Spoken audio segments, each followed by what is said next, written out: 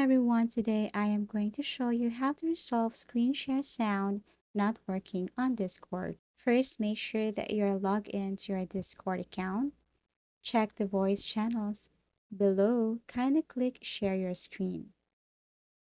And then once you click this one, you can see here that there are two options on how to share a screen. First, we have the applications and screens. Now, always take note that when you click this one, the screens, you cannot share your audio, only your screens. So all you have to do is click the applications, make sure that this one is working here and also in the side. Your audio settings in general is working, so it's okay.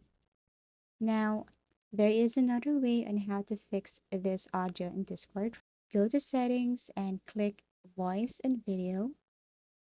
So after clicking this one, you can see here the voice settings.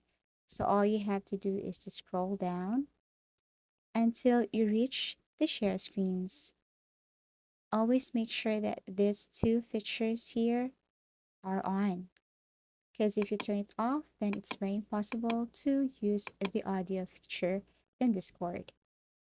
Okay, and last thing is go to register games and then kindly click add it. Now kindly click any here for your audio and video live or any activity in Discord.